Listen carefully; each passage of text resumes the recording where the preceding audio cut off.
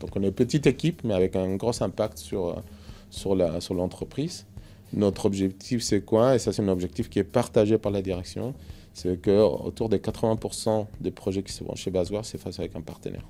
Donc voilà, c'est notre ambition aujourd'hui à niveau monde. Et tu sais où tu en es aujourd'hui en termes de chiffres, l'influence que tu arrives à avoir via tes partenaires? Aujourd'hui, je pense qu'on est plutôt vers entre 30 et 40%. On doit faire plus de 200 millions de chiffres d'affaires. Mais pour un cabinet comme Deloitte, par exemple, en fait, 200 millions, c'est un projet, c'est un seul projet. Donc en fait, il faut rester quand même intéressant, il faut amener des choses. Tu ne peux pas diluer ces 200 millions sur tous les GSI du monde.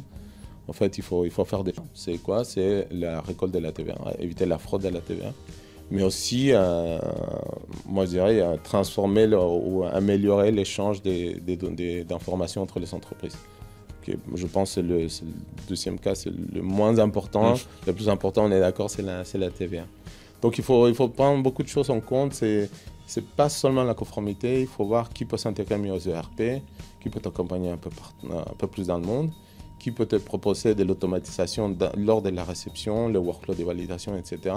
Et c'est là où on a une proposition de valeur qui est assez intéressante pour les marchés, pour les grandes entreprises, mais aussi pour les ETI, que chacun t'amène un seul deal, en fait, autant faire de la vente directe. Alors, je pense que c'est exactement le même raisonnement. On va se concentrer là où on pense qu'on a de bonnes relations, où notre proposition de valeur est comprise et où on peut définir une proposition de valeur qui est intéressante pour le marché.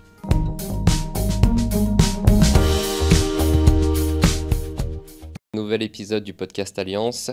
Aujourd'hui, un sujet très important puisqu'on va parler de la facturation électronique qui arrive en France dès septembre 2026.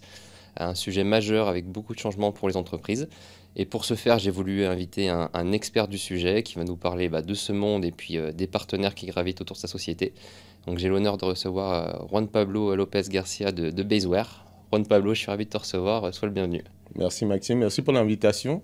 Je suis très content d'être ici avec toi. Je trouve que tes podcasts sont assez intéressants pour ceux qui s'intéressent au partenariat, que ce soit parce qu'on fait partie des équipes partenaires ou ceux qui s'intéressent pour mieux comprendre qu'est-ce qu'on fait en tant que partnership manager ou gestion des partenaires.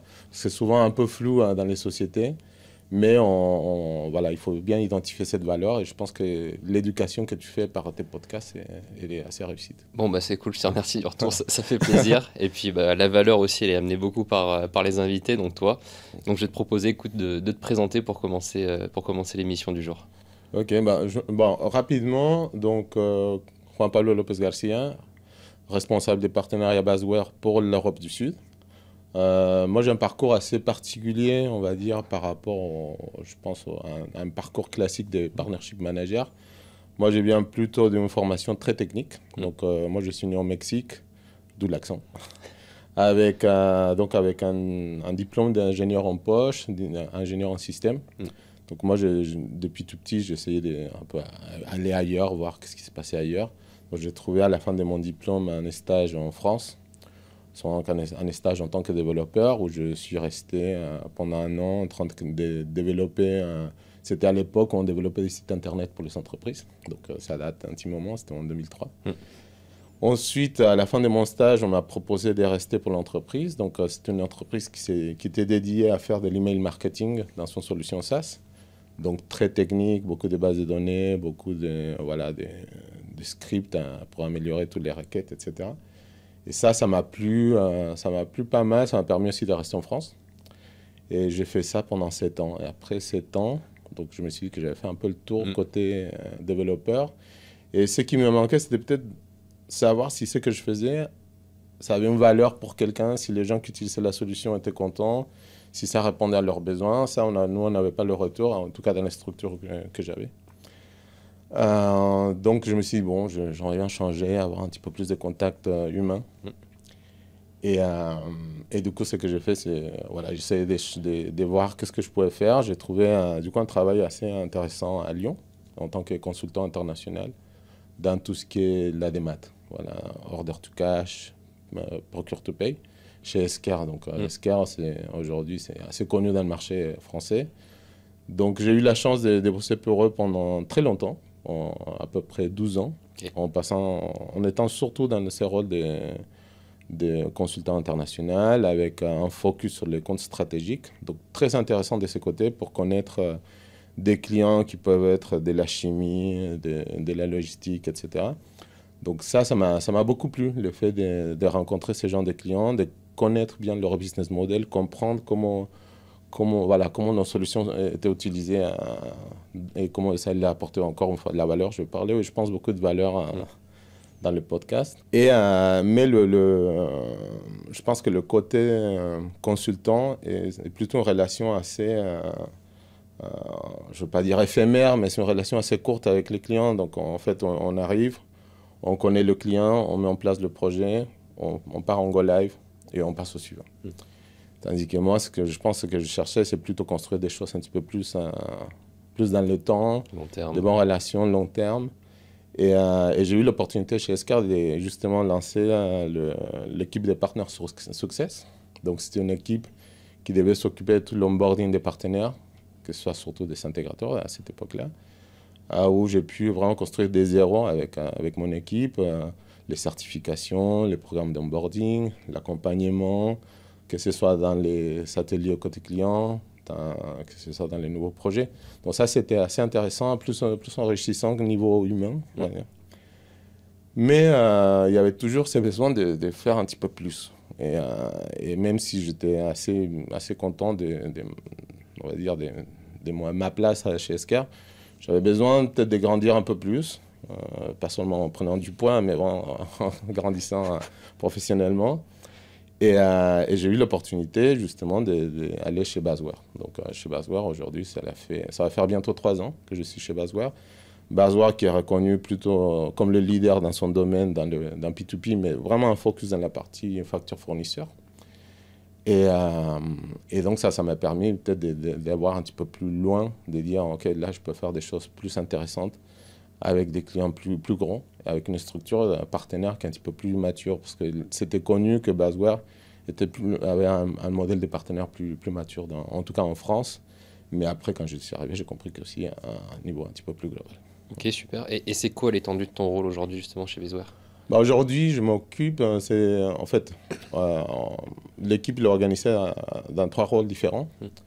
Moi, je m'occupe vraiment de l'exécution avec les partenaires, c'est-à-dire vraiment la partie business. Donc, je suis surtout les VAR et les JSI. Donc, on a 2 penchants.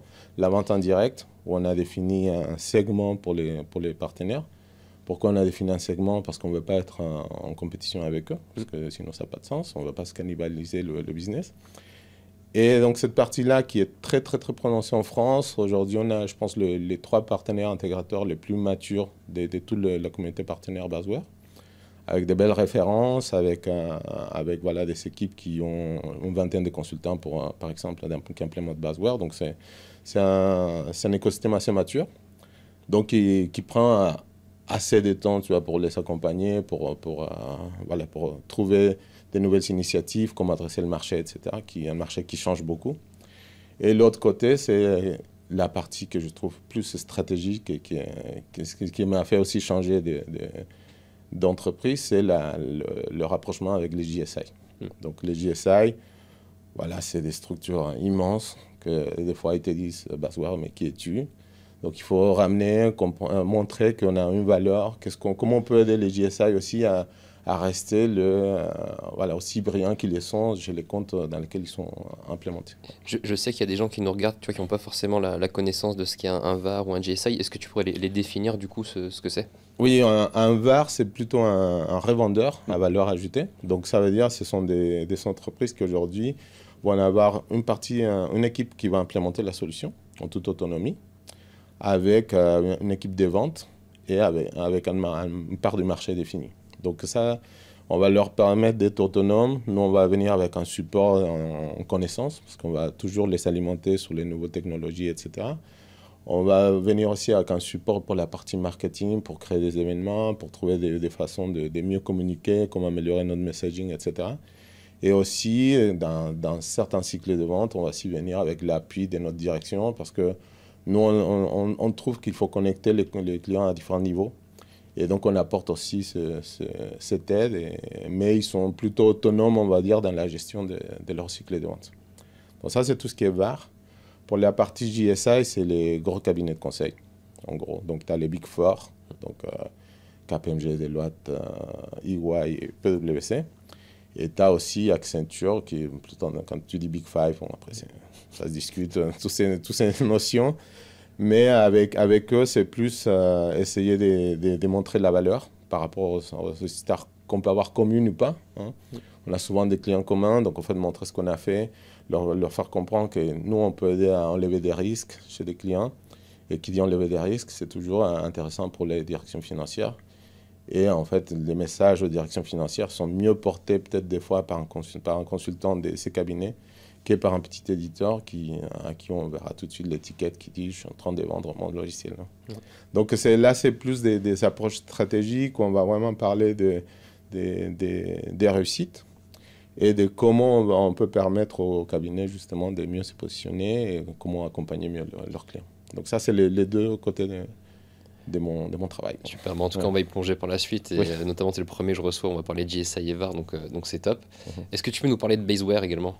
Baseware, moi j'aime bien parler des Baseware, mais j'aime bien parler de ce qu'on fait pour les clients. Et après,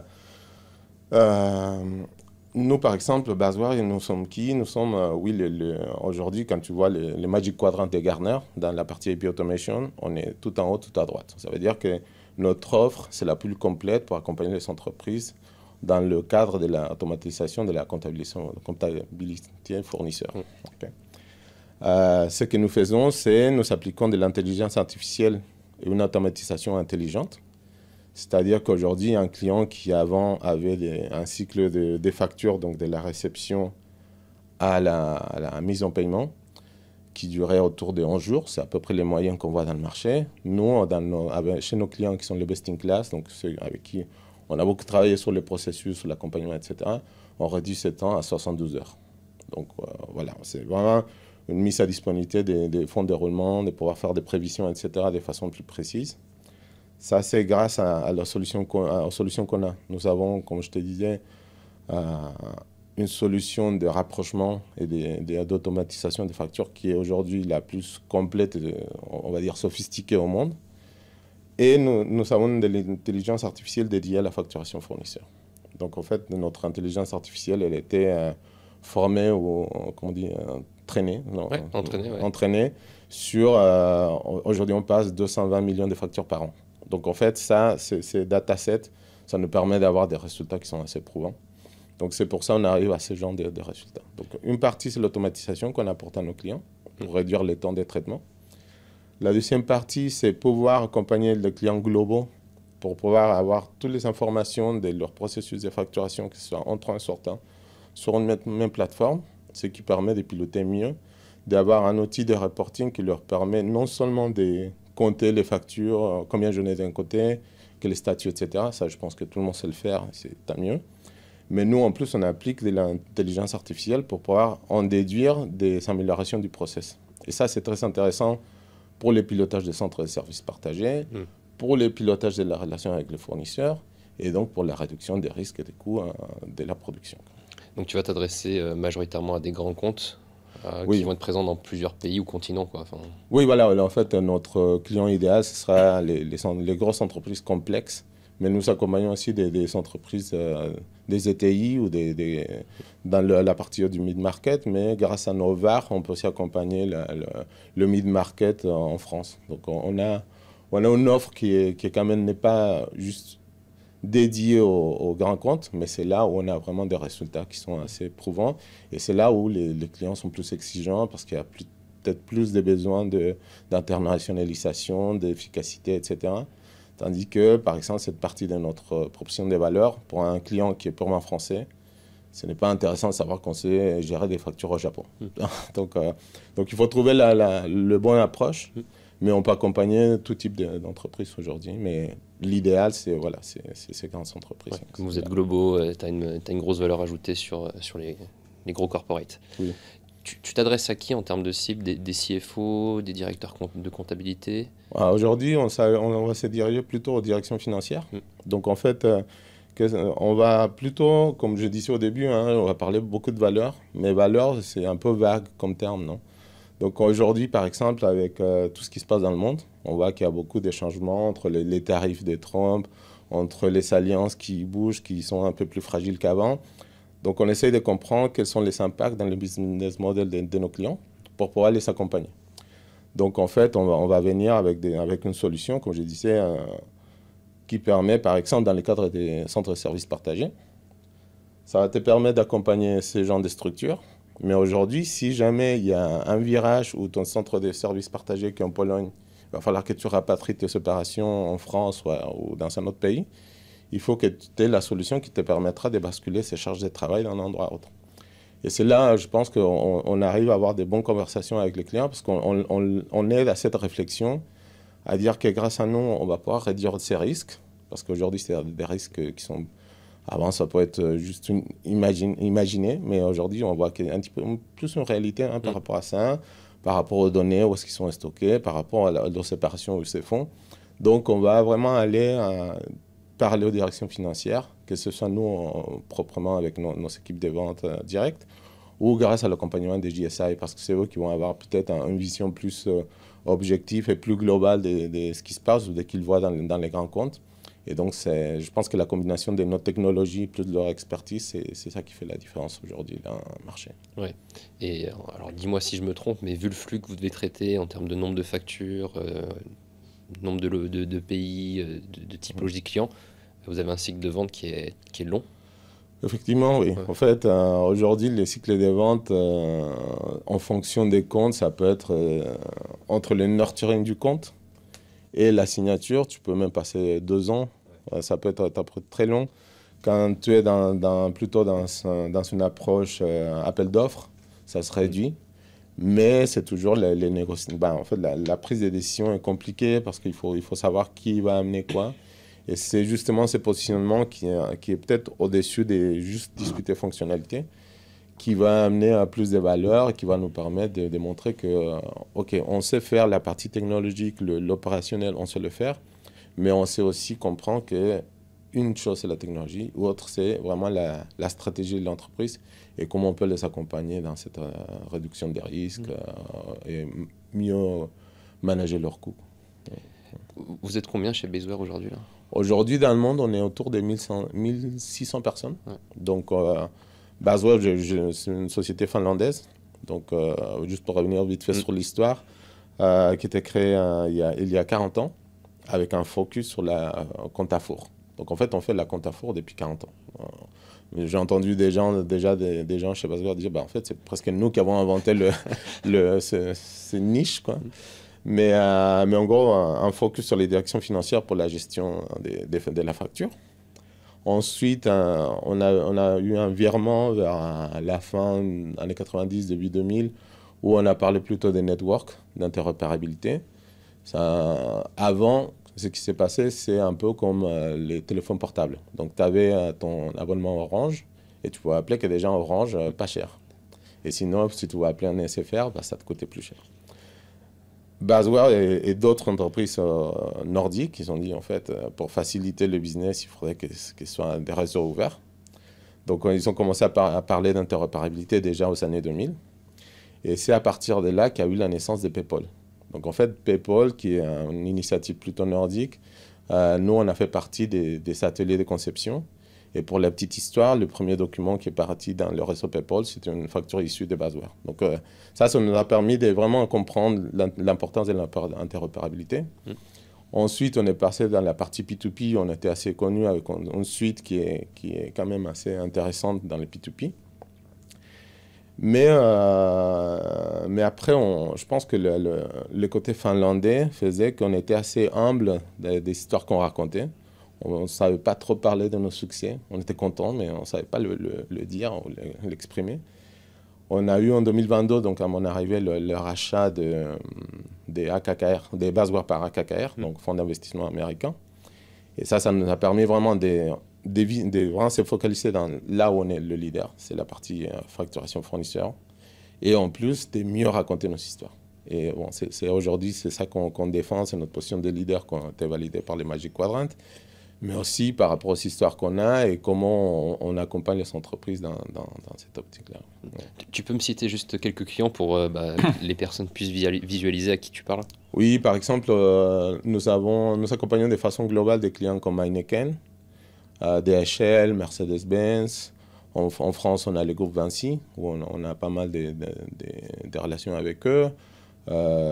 J'en passe, quoi. En fait, on aime bien les grands groupes et on les accompagne de façon pérenne. Parce que par exemple, Heineken, il était signé au début en France, en 2017. Et en fait, c'est le bon résultat d'efficacité dans la gestion des factures qui était excellente en France. Ça a fait du bruit au niveau du groupe et finalement, la solution a été adoptée dans tout le groupe. Donc ça permet aussi de démontrer qu'on peut commencer petit, mais voilà, l'intéressant, c'est faire profiter aux différents comptes de ces bénéfices. Et moi, tu sais, dans le passé, aussi, j'ai fait de la vente B2B. Et sur certains systèmes, en tout cas, que tu implémentes, parfois, c'est très dur de changer de solution aussi. Parce qu'une fois que tu les as implémentés, notamment, par exemple, sur la compta, j'imagine, c'est dur de changer de solution. Aujourd'hui, quand tu as un client, finalement, j'imagine que vous avez des clients très fidèles chez vous? Oui, en fait, c'est des solutions qui sont assez sticky, on va dire. Parce qu'en fait, dès que tu as adapté la solution SaaS, on va avoir un standard, mais on va pouvoir l'adapter en fonction des besoins. Et c'est là la force de Baselworld, c'est pouvoir s'adapter aussi aux besoins du client, en arrivant à répondre aux vraies complexités des rapprochements, des factures, etc. Et donc, dès qu'on a un flux qui marche, en fait, c'est facile juste de continuer à ajouter de la valeur et s'adapter aux nouvelles réglementations, aux nouveaux besoins techniques, etc., technologiques, que de changer d'outil. Après, il y a souvent, comme par toute entreprise, tu peux avoir un virement qui va te dire est-ce que je ne devrais pas changer complètement d'outil.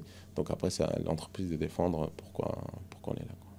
Super, écoute, c'est très intéressant. Pour plonger aussi sur ce que je disais en introduction, la facturation électronique, qui est un gros sujet qui arrive en France prochainement, mais aussi sur d'autres pays européens. Est-ce que tu peux nous en parler? Oui, la fameuse loi de finances de 2020, 2024, 2026 maintenant, normalement, quel est son objectif? Son objectif, c'est de mettre en contrôle ou standardiser la transmission et réception et émission des factures en France pour toutes les entreprises qui sont assujetties à la TVA. Okay. Il y a deux objectifs dans cette loi. C'est quoi? C'est la récolte de la TVA, éviter la fraude de la TVA, mais aussi, moi je dirais, transformer ou améliorer l'échange d'informations entre les entreprises. Je pense que le deuxième cas, c'est le moins important. Le plus important, on est d'accord, c'est la TVA. Donc aujourd'hui, il faut des acteurs certifiés, qui s'appellent des PDP. Donc la PDP, c'est un acteur... Juste on rappelle, plateforme de dématérialisation partenaire. Voilà, exactement. C'est un acteur privé certifié par le gouvernement qui va avoir la possibilité d'envoyer, recevoir et transmettre des factures dans les différents formats socles définis par le gouvernement, qui vont en plus transmettre ces informations au portail, au PPF, qui est le portail... j'ai oublié le nom. J'ai pas la référence. En fait, le PPF, c'est le directoire où on va trouver toutes les informations fiscales des entreprises. Ok. Mais là, je sape et donc, en fait, les PDP, donc, nous allons avoir la responsabilité de ces flux et la déclaration, justement, des données fiscales vers la direction financière. Et si j'ai bien compris, historiquement, quand ça avait été créé, tu pouvais le faire directement vers le PPF en tout cas. Portail public de facturation. Mais voilà, portail public de merci. Mais maintenant, tu es obligé de passer par un PDP, donc par un établissement privé, pour faire cette opération. Exactement. En fait, la loi, normalement, comme elle était présentée, c'est tu avais le choix de passer par un PDP ou par un OD ou te connecter directement au PPF pour envoyer tes données fiscales et tes factures, etc. Il y a eu un changement, c'était en octobre 2024, autour du 15, où en gros le rôle du PPF a été réduit, où seulement les PDP pourront envoyer et recevoir des informations fiscales au PPF. Ce qui veut dire que toutes les entreprises qui avaient envie de passer par un OD ou de créer des connexions indépendantes, ils ont dû revoir leur stratégie, essayer de trouver des PDP qui pourraient leur aider voilà, à transmettre leurs données fiscales de façon conforme. Donc c'est un grand changement qui est arrivé en fin d'année. On voit que du coup, beaucoup des entreprises qui cherchaient à faire leur propre solution, bah, ils lancent des appels d'offres. Mais donc avec tous les impacts, des délais, des gestions, de qui va les accompagner, comment on va les accompagner. Donc ça a eu, je pense, un grand impact aujourd'hui dans le marché français. Et notamment, aujourd'hui, ce qu'on voit, c'est qu'il y a eu à l'Assemblée, je crois que c'est à l'Assemblée, où ils ont proposé le décalage de la réforme encore d'1 an. Parce que la justification est que, comme avant, on proposait un accès gratuit aux entreprises pour transmettre leurs données fiscales, le fait d'enlever cette possibilité, bah, ça a un impact aussi dans le budget. Mais en fait, on verra si cet amendement il est accepté ou pas et il devient partie de la loi ou pas. Mais bon, nous, c'est après, de toute façon, on est candidat PDP comme tout le monde. On a donc une pré-certification. On est présent dans tous les ateliers avec le gouvernement, que ce soit la DGFiP, la commission AFNOR, que ce soit aussi avec la journée de la facturation électronique qui arrive bientôt. Donc en fait, nous on suit de très près parce qu'on a une équipe compliance qui s'occupe non seulement de la France, mais aussi de tous les changements qui arrivent en Europe et dans le monde. Parce qu'il faut savoir qu'aujourd'hui, la France est un cas, mais tu peux avoir l'Espagne aussi qui va arriver en 2026-27, ça a été décalé, la Belgique qui va arriver en 2026, l'Allemagne, la Pologne, bon, etc. Donc il y a beaucoup de changements. Nous, on sait que pour une entreprise, c'est assez difficile de suivre tous ces changements. Nous, on veut être le partenaire de choix qui va leur permettre qui apporte une technologie qui est conforme et qui leur permettra de réaliser des opérations en toute conformité. Ouais, donc à l'heure où vous allez nous écouter ou nous voir, peut-être que ce sera décalé à septembre 2027, la mise en place. Néanmoins, je voulais voir avec toi pourquoi est-ce qu'il y a eu ce changement de passer peut-être d'une connexion directe au PPF à l'obligation de passer par un PDP. Tu sais pourquoi il y a eu ce choix? Moi, je pense que en fait, c'est mon avis, hein, après j'ai peut-être tort, c'est qu'en fait, ça demande vraiment une infrastructure assez importante et qu'aujourd'hui, on ne sait pas si l'infrastructure du PPF pourra recevoir toute cette charge. Parce que par exemple, quand tu as des grands comptes qui vont t'envoyer 20 millions de factures en 1 an, plus tous les petits qui vont aussi le faire directement, en fait, ça demande vraiment une structure assez grande. Et je pense que de s'appuyer sur le secteur privé, tu t'appuies sur des entreprises qui ont déjà l'habitude de faire ça. Nous, par exemple, comme je disais au début, on passe 220 millions de factures par an. On a la capacité à gérer des flux importants de factures. On a des concurrents qui ont la capacité à le faire. Donc, je pense que c'est une bonne façon de dire on laisse les experts s'occuper de ça et on va, nous, profiter de ces données déjà traitées pour pouvoir récupérer la TVA, etc. Donc, je pense que c'est un peu un gagnant-gagnant pour tout le monde.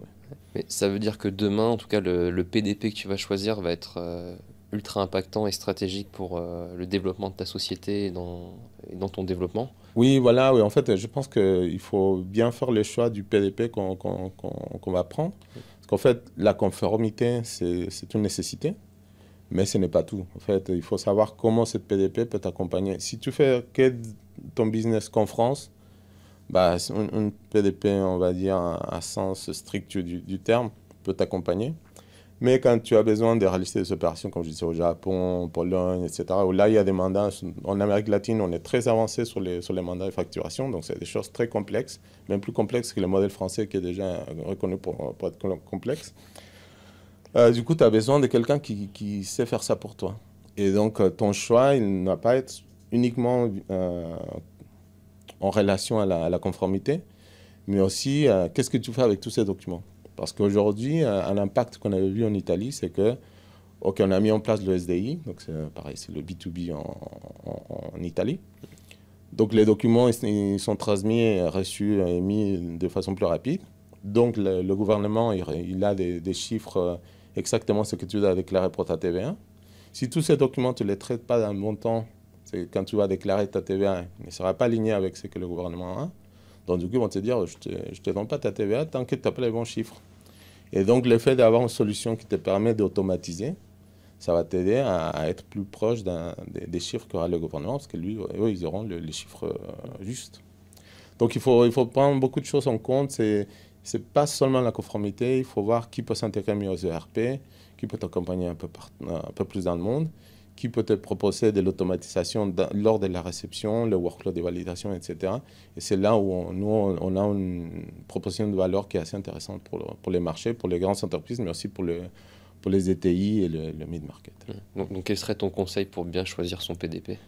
Pour bien choisir son PDP, je pense qu'il faut surtout se concentrer non seulement dans la conformité, mais qui m'accompagne mieux dans toutes mes opérations. Où est-ce que je réalise des opérations et qui peut m'accompagner. Et quand je dis accompagnement, ce n'est pas juste dans la partie conforme, parce que ça, c'est en gros des tuyaux techniques, mais qu'est-ce que je fais de ce document, comment je peux optimiser, comment je peux utiliser ces mandats comme une opportunité pour transformer mes opérations financières. Parce qu'en fait, qui dit améliorer mes opérations financières, tu améliores tes coûts, tu réduis tes risques, et donc tu as des meilleurs résultats. Et pour les indépendants, tu vois, par exemple, comme moi, alors ça sort un peu de ta clientèle, mais il y a un impact aussi qui va être énorme, parce qu'il y a énormément de personnes finalement. Ce serait quoi ton conseil que tu donnerais à des personnes comme moi? Oui, je pense, en fait, aujourd'hui, on voit beaucoup des acteurs qui s'occupent de la comptabilité, plutôt des indépendants, des structures plus petites, qui cherchent aussi à se connecter à des PDP pour rester conformes. On a eu pas mal des appels d'offres ou des appels pour chercher à recherche des partenariats techniques. Ce n'est pas le sujet que je traite, mais en fait, il faut trouver la bonne solution qui permettra de t'accompagner dans ta partie fiscale, on va dire. Après, là, c'est peut-être des actions plus ponctuelles en fonction des volumes de factures que tu passes. Un de nos clients, s'il passe 2 millions de factures par an, ce n'est pas la même chose que passer... je ne sais pas combien de factures tu peux passer, mais il y aura toujours la bonne solution pour chacun. Il faut juste bien identifier quels sont tes besoins. Est-ce que c'est seulement la conformité ou est-ce que tu fais autre chose avec tes factures? Oui, limite, je me dis, c'est mon comptable qui va me conseiller plus qu'autre chose, quoi. Exactement. Aujourd'hui, d'ailleurs, sur LinkedIn, je voyais un groupe de comptables justement qui disait que c'était contre ces possibles décalages de la loi, parce qu'en fait, ça ne permet pas de se mettre en pied de marche pour pouvoir avancer sur ces dossiers, quoi. Donc, il y aura forcément des propositions à différents niveaux. Et on voit justement dans la liste des PDP, nous qui sommes dans ces milieux depuis très longtemps, on s'attendait à une vingtaine de candidats parce qu'on s'est dit c'est la facture électronique, on les connaît, etc. Aujourd'hui, on a 83 ou presque 90 candidats. Donc en fait, ça fait sortir des nouveaux players, mais qui sont peut-être plus adaptés aux différents métiers qu'il y a en France. Tu as des chiffres sur la taille de ce marché, un petit peu, ce que ça représente? Non, aujourd'hui, on a fait un tour, mais en gros, si on parle purement conformité, c'est une commodité, en fait, ce qu'on est en train de vendre. Parce que tout le monde va devoir le faire, tout le monde va devoir faire les mêmes choses. Un PDP est obligé de faire les mêmes actions, parce qu'il y a une certification. Donc, la différenciation qui est dans la conformité, c'est quoi? Elle n'existe pas, entre guillemets. Donc, qui dit commodité, c'est une guerre des prix, quoi. Donc, c'est là où un buzzword peut amener plus de valeur ailleurs avec les services autour que juste dans ces tuyaux techniques. Donc, c'est là où il faut aussi faire le choix en fonction de ta stratégie, comment tu veux driver ta direction financière, comment tu vois les opérations et comment tu veux connaître mieux tes résultats pour pouvoir prendre des décisions de façon plus smart, quoi. Est-ce que tu sens que les sociétés ont pris le pli? Tu me parlais d'appels d'offres. Est-ce que tu sens qu'elles sont en retard, à l'heure ou en avance? Je pense qu'il y a un peu de tout, mais on voit beaucoup en 2024, quand il y a eu le décalage, il y a eu le décalage en 2023, il y avait eu une petite vague d'entreprises qui lançaient des appels d'offres, déjà en 2023. 2024, ça s'est vraiment freiné, en tout cas c'est mon avis. Mais là, on voit qu'il y a de plus en plus d'activités. Donc ça, on comprend l'urgence de mettre en place. Je pense qu'il faut se préparer bien en amont. Là, il faut que ces projets soient déjà en cours. Pourquoi? Parce qu'à un moment donné, il y a une date butoir. Donc il faut être prêt pour septembre 2026 pour les grandes entreprises. Mais il faut les implémenter, toutes ces solutions. Donc en fait, Si on est, le premier à avoir acheté le projet, etc., bon, peut-être on va attendre moins que si on est les derniers. Et donc, c'est là où l'accompagnement d'un cabinet, c'est intéressant parce qu'il pourra vous dire, bon, qu'est-ce qui est important pour vous? C'est la conformité, c'est la transformation, etc. Nous, on pense qu'il faut quand même utiliser ce prétexte, cette obligation comme un prétexte pour retransformer, revoir le processus. Parce qu'aujourd'hui, un processus, pour que ta comptabilité soit conforme, il faut que ton processus le soit aussi. Et ça, tu peux le faire que pas en ajoutant juste la petite rustine technique, mais vraiment en faisant une analyse de tes process pour les redéfinir et les rendre plus simples à traiter tous ces changements de conformité qui vont arriver. Et tu dirais que ça prend combien de temps si tu revois tes processus et qu'ensuite tu pars sur tu vois, une implémentation d'un outil comme Baseware, ça prend combien de temps? Je pense que c'est en fonction de la maturité des clients. Aujourd'hui, j'étais dans des discussions sur un RFP où un client il est vraiment concentré sur les fonctionnalités techniques. Mais quand on lui parle plus voilà, où est-ce que vous voulez aller, quel est le retour sur investissement que vous cherchez, etc. En fait, ils n'arrivent pas à avoir ce genre de réponses parce que c'est vraiment, on voit ça comme technique. Donc, qui dit technique, c'est peut-être une analyse assez basique du besoin, ce qui est peut-être convenable dans certains cas. Mais quand on veut vraiment en tirer un profit, parce que là, sinon, on fait qu'un projet au coût. Tandis qu'un projet, moi, dans ma vision, c'est quelque chose qui t'amène plus que juste un coût. C'est vraiment, il faut que ça t'amène quelque chose de plus, essayer de trouver quelles sont les opportunités autour, quelles sont tes failles aujourd'hui dans ton process pour pouvoir les corriger, pour que ta conformité soit vraiment forte, quoi. Que tu n'es pas encore en plus à aller corriger des choses a posteriori parce qu'en fait ton process n'est pas bon. Donc c'est des projets, je pense dans les cadrages, on est à quelques mois, on va dire en moins de 6 mois pour le cadrage. Après c'est en fonction vraiment des entreprises. Et après la mise en place, c'est des projets que nous on peut gérer entre 6 à 9 mois en fonction pareil de la complexité. Et après on peut aussi se caler sur les différents calendriers, les stratégies de l'entreprise. Notamment, là aujourd'hui, on accompagne beaucoup d'entreprises dans leur transformation de ERP. Avec SAP, il y a le tournant vers S/4HANA. Donc, on a des calendriers qui s'étalent sur plusieurs années. Donc, nous, la question qu'on demande à nos clients, aux prospects, c'est de dire, en fait, vous avez un projet à 3 ans, vous allez là, la finance qui arrive dans 1 an, vous avez la Pologne, l'Allemagne, la Belgique qui arrive dans pas longtemps. Comment vous allez faire pour que vos opérations continuent de travailler, que ça marche? Si vous allez débrancher tout et que vous êtes en train de définir qu'est-ce que vous mettez ou pas dans SAP. Et donc aujourd'hui, on a réussi à convaincre des clients que la valeur est, en fait, une façon d'enlever le risque de cette transformation, c'est de vraiment sortir des flux, parce qu'en fait, finalement, l'ERP, il ne pourra pas tout faire.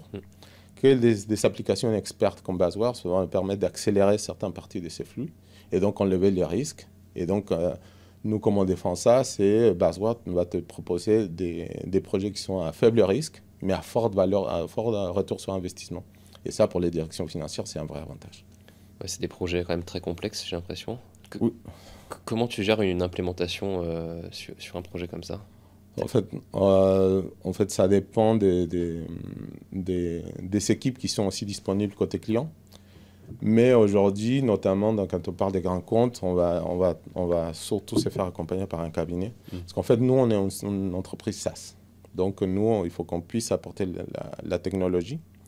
On va apporter l'expertise sur nos technologies. Mais il y a d'autres choses que nous, on ne saura pas faire. L'accompagnement, le change management, la MOA, la redéfinition des process, le business integration dans toutes les interfaces, etc. Ça, nous, on ne saura pas faire. Donc, nous, on demande souvent aux clients, est-ce que vous avez les ressources pour le faire? Parce qu'il faut investir. Parce que ce n'est pas juste mettre en place... Ce n'est pas un projet IT uniquement. C'est un projet IT, finance, business, qui a des impacts après sur le portefeuille du client. Donc, en fait, nous, on a besoin de savoir quelles sont les ressources. Et quand il n'y a pas les ressources, on s'appuie sur notre écosystème de partenaires pour justement accompagner et mener à bien ces projets. Super. Bah écoute, on va y plonger très rapidement là.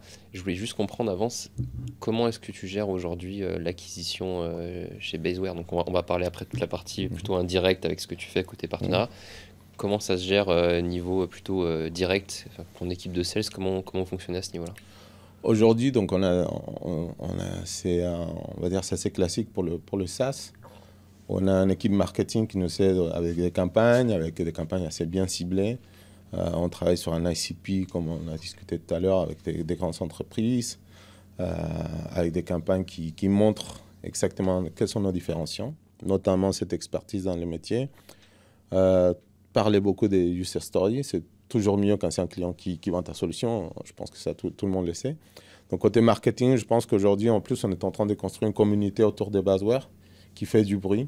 Et moi, quand j'ai commencé chez Baseware, je pensais qu'en France, c'était au moins une soixantaine de personnes. Mais nous, on est des équipes d'une trentaine aujourd'hui.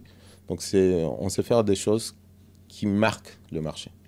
Donc, ça, c'est la partie marketing avec, comme je t'ai dit, un vrai intérêt sur ce qui motive aujourd'hui les directions financières, comment les aider, etc., dans leurs opérations. Après, on a la partie BDR. Donc, BDR qui vont aller appeler les clients en fonction de ceux qui sont téléchargés, nos différents rapports, qui sont interprétés dans nos différents événements clients. Donc, en fait, on essaye d'émailler ça de cette façon. Et en plus, on a nos commerciaux qui sont des très bons chasseurs, qui vont aller chercher, qui vont avoir les bonnes discussions. Et nous, côté partenaire, on va appuyer cette partie-là parce que nous, qu'est-ce qu'on va faire avec les JSI? Essayer de comprendre qu'est-ce qui se passe dans le compte, comment on peut nous proposer quelque chose qui a un impact positif sur le compte. Et c'est là où nous, on rentre un peu en jeu en essayant de trouver les bonnes connexions, mais toujours en leur permettant de garder leur objectivité. Parce que je pense que ça, c'est très important pour eux. C'est qu'il faut qu'ils restent objectifs et ils ne vont pas se risquer, mettre à risque leur relation avec les clients juste parce que Baseware, il a demandé un truc. Ouais, il y a l'image de marque qui va derrière, quoi. Exactement. Bah écoute, plongeons dans les partenariats du coup. Est-ce que tu peux m'expliquer la genèse des partenariats chez Baseware? La genèse des partenariats, donc comme je disais, hein, quand je suis arrivé en 2022, donc avant le rachat par AKKR, on avait un écosystème de partenaires plutôt revendeurs. Donc c'était vraiment, moi comme je vois, le revendeur, c'est cette base qui va te permettre d'accélérer ton business, notamment dans des géographies où peut-être tu n'as pas tout le corporate qui va t'aider pour créer du marketing, pour adresser le marché, etc. Donc ça, on l'a vu en France. D'ailleurs, quand j'étais chez Esker, on voyait l'accélération des Baseware dans cette partie-là. Donc, en arrivant, il y a eu pas mal de changements suite à l'acquisition par AKKR. Donc, il y a des gens qui sont partis à beaucoup de relationnels avec les cabinets de conseil, etc. Donc, il a fallu construire un peu tout from scratch. Pas la partie VAR, parce que ça, de toute façon, tu as une relation qui est déjà assez mature. Mais avec les cabinets de conseil, c'était un peu plus, comme j'appelle ça, l'opération de séduction. Il faut dire qui tu es, qu'est-ce que tu fais, comment tu fais les choses. Et après, avec l'arrivée des AKKR, on a vraiment eu un focus sur comment faire les choses. Et je pense que le fonds d'investissement, c'est un accélérateur. C'est vraiment, ça nous a permis de mieux nous concentrer sur nos forces pour aller plus vite et pour trouver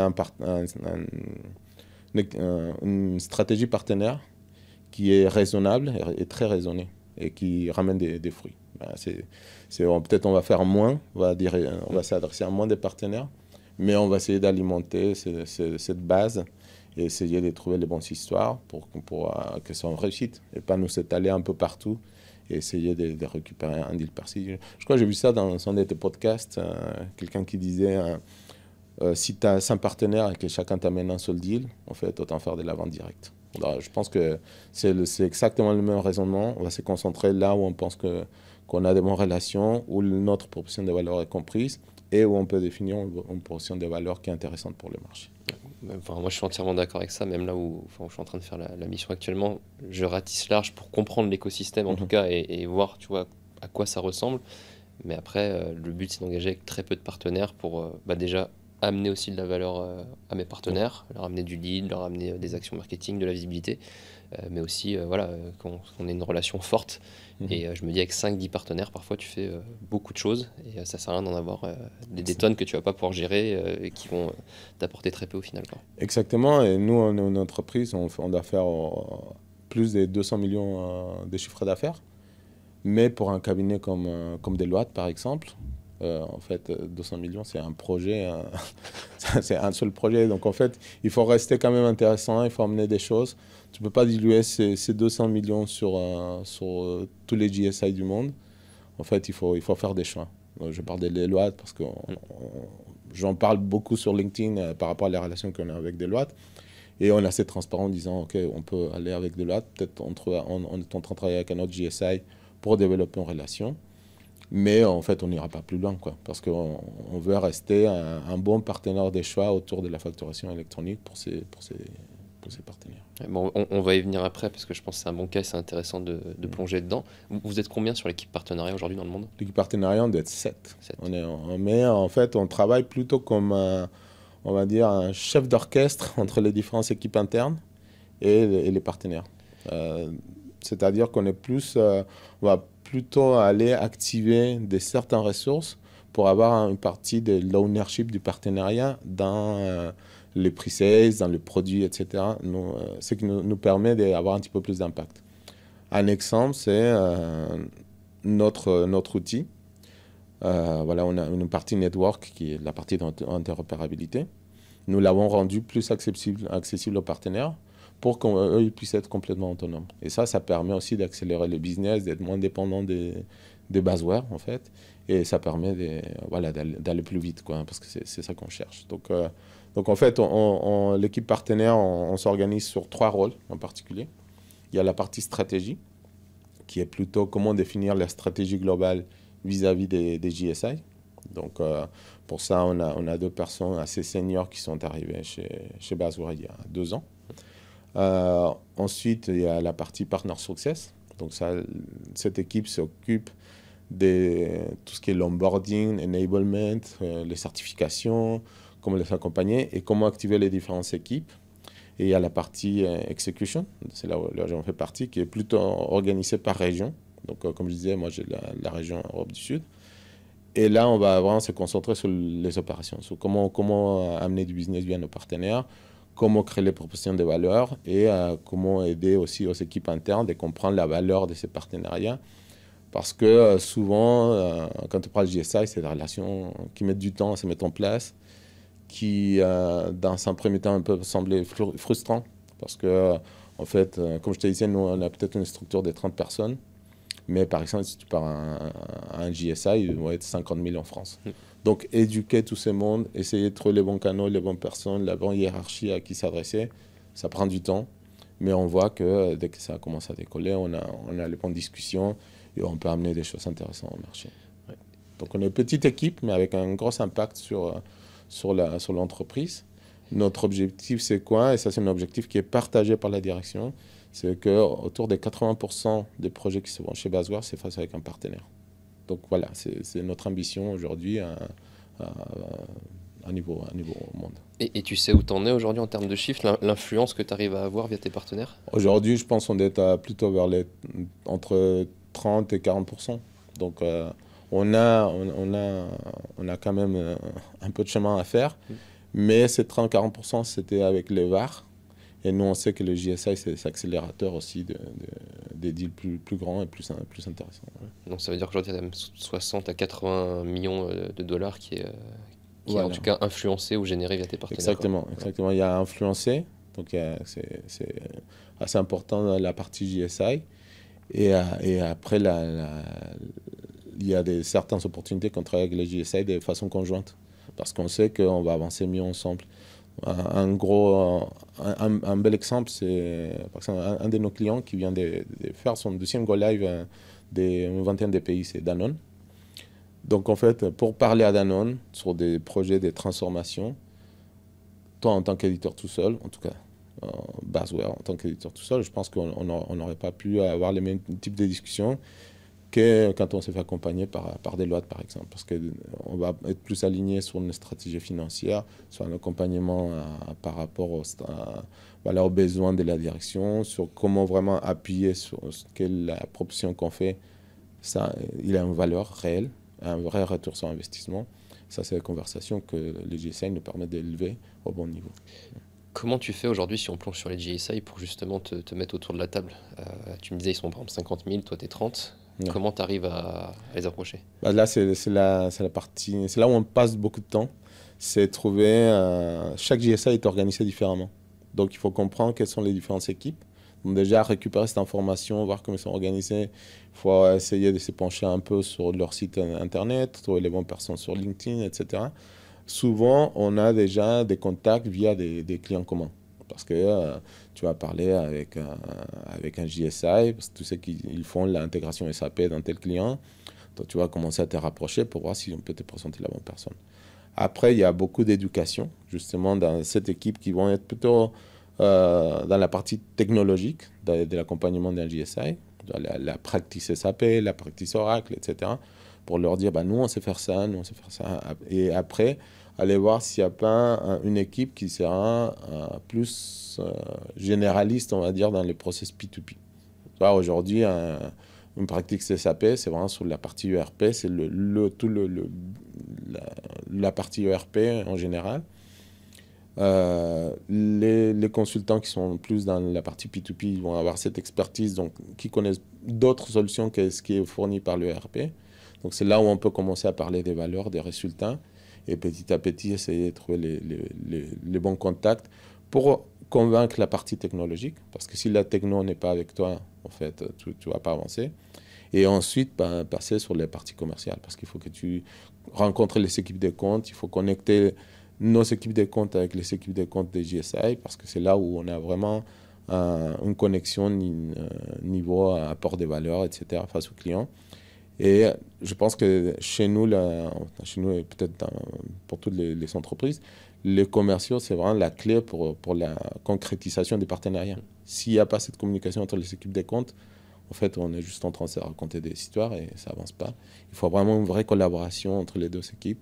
Et c'est souvent là où il faut être un peu patient. Parce que la relation qu'on a, un gros cabinet de conseil avec son client, est peut-être basée sur d'autres priorités. Je parlais de la transformation SAP, qu'une discussion autour des AP, de la partie P2P. Donc, il faut aussi comprendre que des fois, ce n'est pas le bon moment pour parler d'un compte, mais peut-être il y aura d'autres opportunités qui peuvent se présenter. Il faut attendre, il faut passer du temps, mais il ne faut jamais lâcher. Je pense qu'il faut être assez, résilient par rapport à cette conversation qu'on doit amener. Mais on voit, dès qu'on reste assez direct par rapport à ce qu'on veut faire et comment le faire, et c'est assez clair la valeur qu'on apporte, je pense que c'est là où on commence à avoir des bonnes conversations. Mais ça prend du temps. Ouais, donc ton conseil serait vraiment de commencer par les parties plutôt techniques, en tout cas, et après de rattraper le commercial avec aussi tes équipes chez toi pour créer du lien beaucoup plus fort, quoi. Voilà, oui, et aussi essayer de trouver ces histoires communes, même si elles n'ont pas été communes dès le début. Parce qu'en fait, le cabinet de conseil, il ira parler avec leurs clients en disant alors, tu es content de ce que Basware fait? Et si on est content, en fait, ça permet de dire oui, en fait, il y a un vrai cas, il y a quelque chose qu'on peut faire, c'est de la valeur qu'on peut apporter à d'autres clients et c'est ce qui permet au cabinet aussi de garder une bonne réputation comme quelqu'un qui conseille pour réduire des risques, améliorer, etc. Ouais. Tu vois, moi, les GSI, c'est une cible que j'ai pas pratiqué. Quand je discute avec des pairs sur les partenariats, il y en a beaucoup qui me disent j'en fais plus ou ça m'apporte rien, que de l'influence. En tout cas, ça m'apporte très peu de leads. Qu'est-ce que tu en penses, toi, du coup? Là, tu noues une belle relation avec Deloitte, tu vas en parler, mais qu'est-ce que tu en penses de ça? Non, je pense que oui, effectivement, je pense en fonction de la taille de ton entreprise, qu'un GSI va t'amener des leads ou pas. Quand tu es Workday et que tu as 7 milliards de chiffre d'affaires et que tu as une practice chez, je sais pas, KPMG ou Deloitte qui génère autour des 500 millions d'euros par an, bah forcément, ça travaille tout seul, ça capitalise.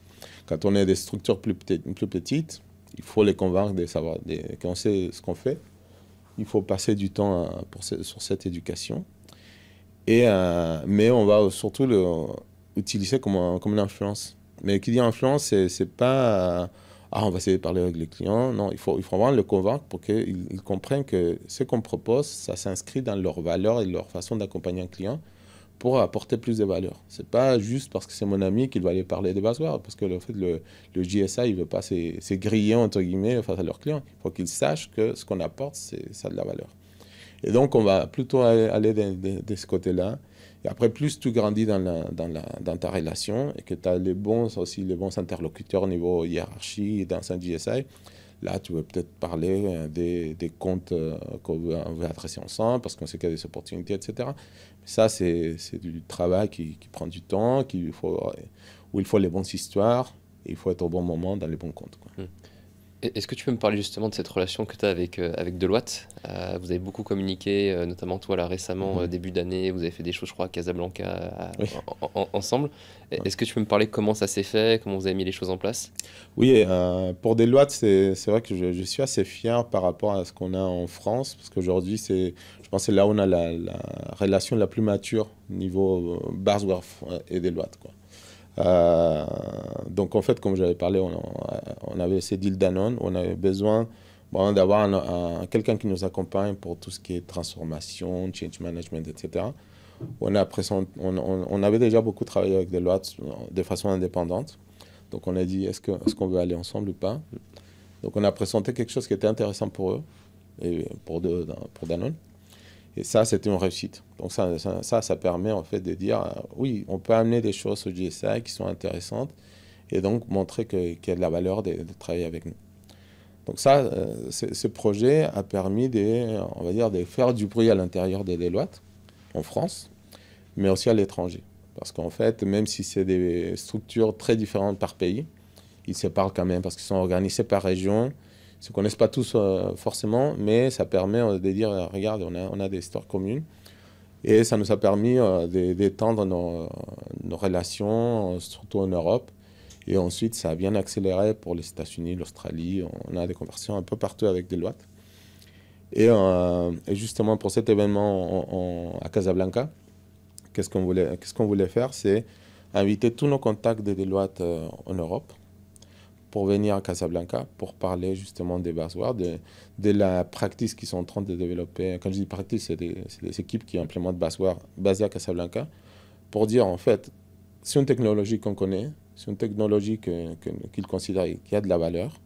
Et en fait, essayer de trouver des façons pour accélérer ces partenariats et amener plus de succès à nos clients. Et donc, cette relation n'aurait pas pu exister si on n'avait pas amené un deal à Deloitte. Et qu'en plus, par rapport aux autres pays, on a aussi ramené des lois dans des comptes où on savait qu'on avait besoin d'un support dans la partie business integration, change management, parce que, comme je l'ai dit auparavant, une boîte SaaS, ce n'est pas une boîte de services, c'est une boîte de technologie. Et donc, il faut s'appuyer sur ceux qui savent faire les services, quoi. Et donc, voilà, ça a pris 2 ans à créer tout ça. C'est intéressant, ça m'a permis, juste pour la petite anecdote, j'avais aidé sur un RFI au Mexique. Ok.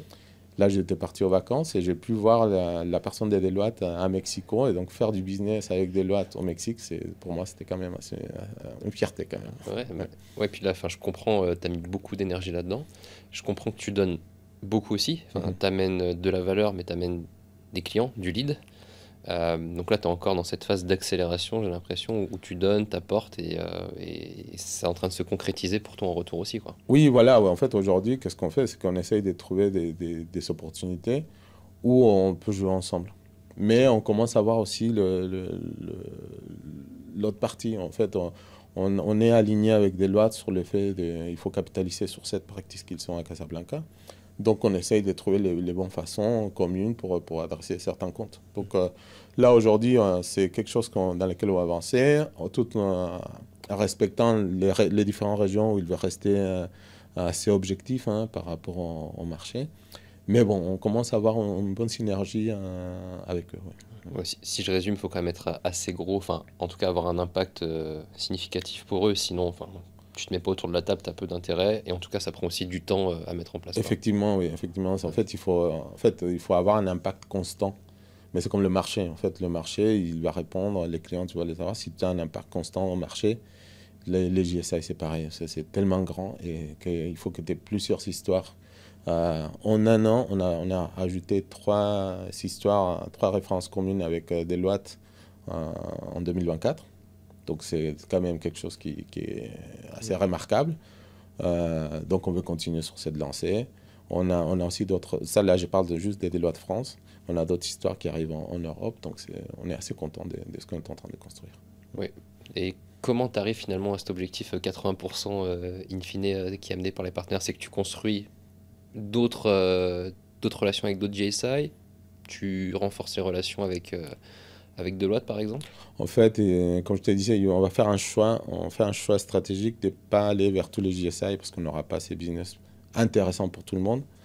Donc, on a fait un choix stratégique. Donc, ce qu'on va faire, c'est consolider avec Deloitte, mais aussi avancer avec un autre GSI. Donc, l'objectif, c'est quoi? C'est vraiment surtout aligner les équipes internes à comprendre la valeur de travailler avec les JSI. Comme je disais, il y a beaucoup de frustrations des fois parce que c'est lent, ça avance pas, ça met pas de lead.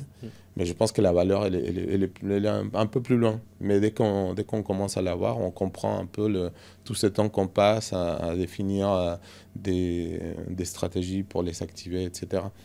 Et donc aujourd'hui, le fait d'activer des lois, ça permet aussi de nous créer une base pour activer un JSI correctement. Et donc aussi en profiter pour activer un autre. Et donc petit à petit, on construit. Là, c'est la partie stratégie de notre équipe qui gère ça. Mais il y a beaucoup dans l'exécution qui aura un impact sur la réussite de ces activations, quoi. Peut-être dernière question sur les GSI, comment tu choisis ton GSI? Comment tu as choisi Deloitte? Tu t'es dit dans ma base client, il y en a beaucoup qui sont justement en relation avec Deloitte et donc ce serait intéressant d'aller avec eux. Parce que finalement là tu te mouilles assez fort, tu te dis c'est Deloitte, peut-être un autre, mais pas d'autre en tout cas. En fait, ouais, pour l'instant, Deloitte, c'est sur lesquels on peut communiquer. Pourquoi Deloitte? C'est, comme je te disais, on avait déjà travaillé beaucoup ensemble de façon indépendante sur des projets. Donc c'est pour ça, c'était plus naturel d'aller vers eux. Donc là, je pense que ça aurait pu être quelqu'un d'autre, hein, mais là, avec Deloitte, je pense qu'on a la même vision de comment aider les partenaires, pardon, les clients dans leur transformation de RP, dans la recherche d'efficacité dans leur processus financier. Je pense que c'est là où on trouve aussi beaucoup d'entente, et c'est ça qui est intéressant. Ouais. Est-ce que tu peux me parler du coup de l'autre penchant de ton activité qui est tout ce qui est VAR, donc les Value Added Resellers? Comment tu bosses avec eux? Avec eux, c'est plus en relation d'un suivi commercial, parce que comme je te disais, ils sont assez autonomes. Donc on va les suivre on va définir un partenaire à camp plein, donc c'est-à-dire quels sont les objectifs pour l'année, quelles sont vos ressources, comment on peut augmenter les ressources, comment on peut les garder certifiées, etc. Quels sont vos objectifs, quels sont les différents comptes stratégiques pour cette année. Et on va plutôt d'arriver à... C'est des actions très quotidiennes, hein. C'est beaucoup d'opérationnel, de trouver les bons prix, de trouver la bonne approche, d'amener des gens peut-être qui connaissent plus la compliance, qui connaissent plus le value selling, etc. pour aider à différencier notre approche dans ces segments.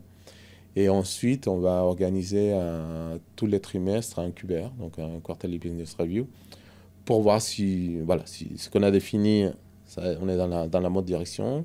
Sinon, qu'est-ce qu'il faut changer, comment on s'améliore.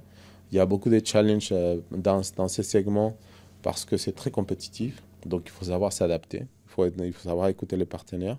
Je pense qu'aujourd'hui, on est vraiment dans cette temps de compréhension des inquiétudes de nos partenaires. Donc là, on a une réponse qui me semble plus alignée avec ce qu'ils attendent. Et donc, on avance comme ça. Moi, un de mes rôles, c'est aussi de la voix du partenaire à l'intérieur des Basware. Donc, c'est amener ces insights du marché pour qu'on puisse s'adapter et réussir. Comment tu fais pour t'aligner avec les équipes en interne? Enfin, là, tu t'en parlais justement, tu es la voix de tes partenaires chez toi. Sur les QBR, par exemple, tu invites des équipes de chez toi en plus avec ton partenaire? Oui, on invite surtout la partie Partner Success, parce que c'est eux qui vont comprendre qu'est-ce qu'il faut modifier dans les process, ou est-ce qu'il faut ajouter plus de ownership dans une équipe que dans un autre. Donc ça, c'est très important d'avoir ces feedbacks. Mais en gros, là, dernièrement, j'ai surtout amené mon VP Alliance, qui a vu quelle était la réalité des VAR et qui nous a permis aussi d'avoir cet appui de la direction pour aller un petit peu plus dans le bon sens. Donc, on essaie d'impliquer les gens, les bonnes personnes quand il faut. C'est plus dans le quotidien, on va avoir vraiment connexion avec les pre-sales, avec le service advisory, ce qui est plutôt ce service qui permet de créer les offres côté service. Et donc, c'est là où on va avoir plus d'alignement parce qu'on va aussi partager les connaissances, ce qui marche pas, etc. Mais ça, c'est plus dans le quotidien. C'est vraiment, on essaie de travailler main dans la main avec nos partenaires et connecter les bonnes personnes avec les bonnes équipes. Ouais. Comment est-ce que tu impliques les sales là-dedans aussi? Est-ce que tu les impliques justement? La partie VAR, aujourd'hui, elle est vraiment indépendante. On va impliquer les sales que dans ces deals où on trouve que c'est des deals plus stratégiques, où il faut amener peut-être aussi plus un appui de l'éditeur, parce que souvent, quand on passe par un VAR, c'est peut-être le client qui va dire « Ah, mais moi, j'aimerais bien avoir une relation avec l'éditeur ». Donc, on amène soit un sales s'il y a besoin, soit la partie commerciale, soit moi, je peux venir pour justement appuyer un peu, que l'éditeur soit présent. Soit je peux inviter soit le VP région, soit le VP EMEA. Ça m'est arrivé d'inviter notre VP EMEA chez des clients partenaires. Parce qu'en fait, comme je disais à nouveau, c'est s'aligner sur des discours face à des CFO, avec quelqu'un qui comprend aussi quels sont leurs besoins, leurs inquiétudes. Donc on essaie d'appuyer, d'amener vraiment du support en fonction des besoins. Comme je t'ai dit, c'est beaucoup d'opérationnel, mais qui prend du temps, mais qui nous permet aussi de sécuriser une présence dans le marché. C'est quoi la typologie de VAR que tu as chez Baseware? Tu as des exemples de sociétés Oui, j'en ai trois. Donc j'ai Fluxim. Donc Fluxim qui sont basés à Paris, à Lyon, mais ils ont aussi des bureaux aux États-Unis, à Singapour. Donc eux, aujourd'hui, ils sont une équipe d'une quarantaine de consultants qui implémentent du Baseware. On a Dimo Software qui est basé plutôt vers Lyon. Pareil, ils sont une belle équipe avec beaucoup d'expérience chez Baseware, avec qui on a aussi des belles histoires à raconter. Et on a Sillet qui est un partenaire qui est plutôt en région de Nantes, qui nous accompagne beaucoup sur des clients à niveau international aussi. Tous les trois, ils nous accompagnent sur des clients, mais aussi ils sont leurs propres clients. Tous les trois, ils ont plus de 10 ans d'expérience de Baseware. Donc, c'est des partenaires qui nous connaissent bien. Et que du coup aussi, le fait de nous connaître, ça nous apporte aussi du challenge. Et donc, ça nous permet aussi d'évoluer par rapport à ce qu'on fait dans le marché, que ce soit service ou solution ou même offre. Est-ce que toi, tu chasses à ton niveau? Tu cherches des nouveaux partenaires à ce niveau? Non, aujourd'hui on a arrêté la chasse parce qu'en fait, on dit on veut la réussite de nos partenaires. On ne va pas diluer le marché. On va les appuyer plutôt sur consolider leur base installée, sur aller chercher des net new. C'est plutôt on va chercher la réussite des partenaires qu'on a pour pas cannibaliser le business entre eux. Encore une fois, tu rationalises vraiment le nombre de partenaires. Oui. Et puis en plus, là aujourd'hui, pour tout ce qui est exécution, je suis tout seul. Donc ça me permet aussi de pouvoir bien balancer mes priorités, dire ok, là je peux passer du temps avec les VAR, là c'est les JSI. Il y a beaucoup de contrôles, il faut que je puisse gérer un agenda que je peux suivre et pas avoir des oublis. Comment toi t'amènes de la valeur à un VAR? Comment j'amène de la valeur? D'un côté, c'est écouter ce dont ils ont besoin pour aller défendre leurs points face à côté Baseware. D'un autre côté, leur amener plus d'informations sur nos offres et comment on se positionne aujourd'hui, c'est certains clients en direct pour leur aider à dire peut-être ça va marcher dans votre cas. Avec la présence dans les événements en tant qu'éditeur pour essayer d'appuyer sur les choses qu'on fait, comment on le fait de façon globale, rassurer les clients, rassurer les prospects et avoir cette présence de l'éditeur qui des fois est nécessaire sur certaines discussions, des négociations, des choses comme ça, quoi.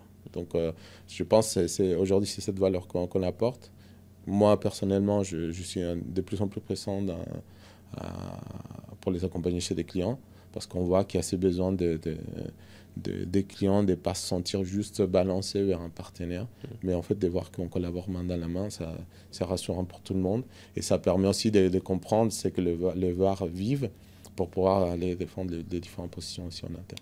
Ouais, tu es en accompagnement de la vente, quoi. Tu es sur du sell-with, quoi. Ouais. Exactement, Ouais. exactement, exactement. Mais on va vraiment leur laisser eux gérer la façon Mm. de vendre. Nous, on va apporter aussi des méthodes de vente parce qu'on pense que aujourd'hui, il faut se différencier aussi dans la façon dont tu gères ton cycle de vente. Donc, on va aussi infuser ça à nos partenaires. Après, c'est à eux de savoir qu'est-ce qui correspond bien aussi dans leur segment. Parce que peut-être une vente où il faut la connexion avec les sexecs, etc. C'est très bien pour les grands comptes, mais c'est peut-être trop pour des comptes mid-market parce que peut-être il n'y a même pas ces rôles. Donc il faut toujours trouver le bon équilibre, mais c'est très important d'amener des bonnes pratiques et de dire bah, essayons ça, essayons de gagner, quoi. Ça m'intéresse. Qu'est-ce que tu amènes, du coup, niveau vente, toi, en termes de méthodologie ou autre? En fait, c'est pas vraiment- moi je dirais c'est des basiques, mais qu'on a tendance à oublier. En fait, notamment, quand tu es dans ton cycle de vente, il faut que tu saches qui va être le décideur, Mm. qui va signer, pourquoi il devrait signer à telle date, pourquoi, quelles sont aujourd'hui les autres comment dire, priorités qu'ils ont dans leur liste de projets, où est-ce que se situe ton projet, définir un plan pour la signature, que tu aies revu le légal, que tu aies revu l'IT, parce que peut-être l'IT, des fois, il va te sortir, ah, non, non, non, ça, je ne le fais pas. Donc, en fait, c'est vraiment ces bases, mais je pense qu'il faut, en fait, il faut montrer qu'on a un contrôle de toutes ces informations. Parce que qui contrôle son cycle de vente, bah, du coup, c'est plus facile pour défendre aussi pourquoi tu as besoin d'échanger l'offre d'une certaine façon ou d'une autre. Parce que du coup, tu montres que tu connais ton client. Et ça, le VAR, ils les font bien, mais nous, on apporte du coup d'autres façons de faire parce que forcément, avec un marché compétitif, il faut toujours être en pleine évolution et pas rester à la façon dont on vendait il y a 10 ans. Il faut changer, il faut aller au-delà et être force des propositions. Ouais, super intéressant. Comment tu suis tes leads, etc. aujourd'hui? C'est quoi ton stack technique que tu as côté partenariat? En fait, on a notre CRM avec des processus liés aux partenaires. Et t'as quoi Donc, comme CRM? on a Dynamics, mais on est en Mm. train de changer. Donc, on va changer. Donc, on a des process qui sont dédiés aux partenaires. Donc, c'est le suivi, c'est comme ça qu'on fait le suivi.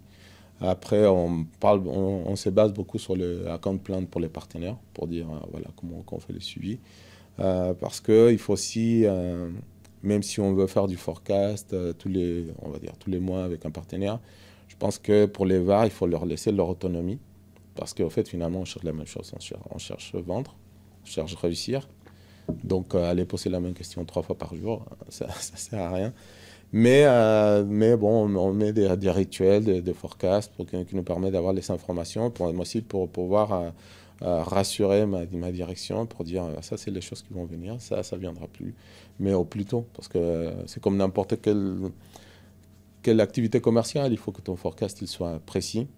Il ne faut pas que tu aies un forecast. Il peut changer hein, dans ton trimestre, mais il ne faut pas non plus que ce soit complètement déconnant, hein. Donc voilà, on essaie de travailler sur cette précision et on les fait plutôt de façon, pas quotidienne, mais tu vois, un contact assez proche avec nos partenaires.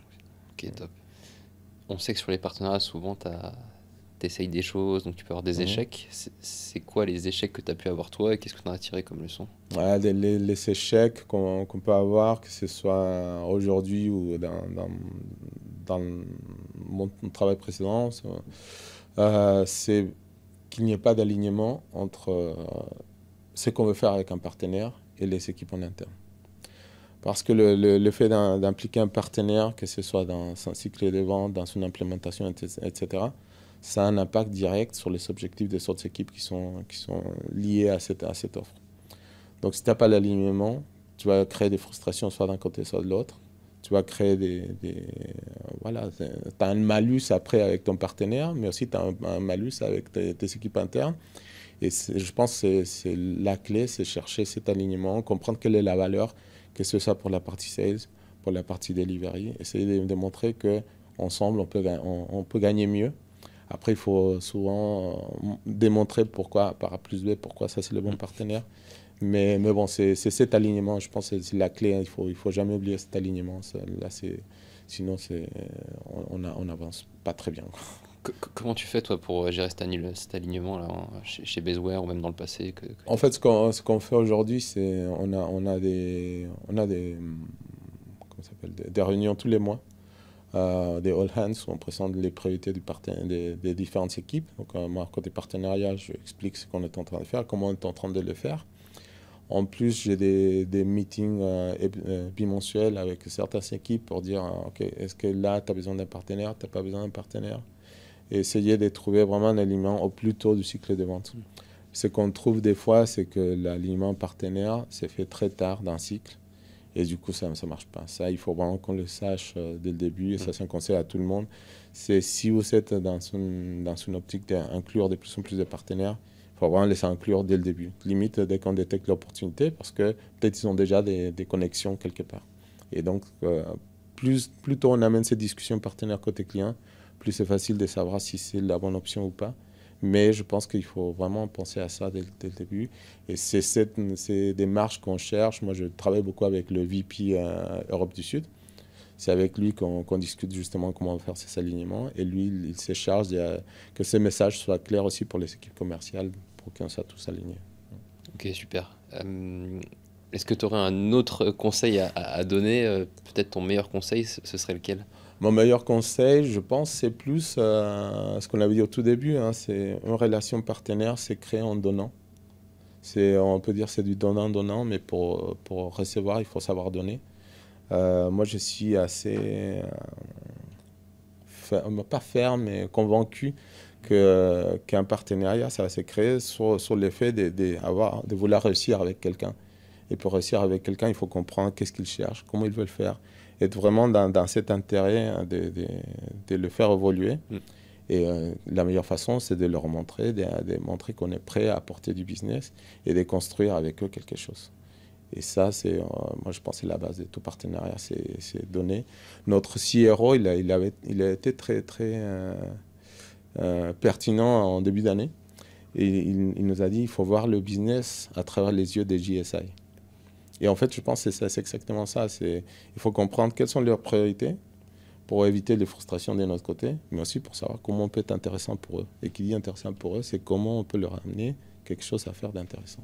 Ouais, se mettre à la place de ton partenaire, comprendre ses objectifs, et comme ça, tu peux vraiment donner en conséquence, quoi. Exactement. Okay.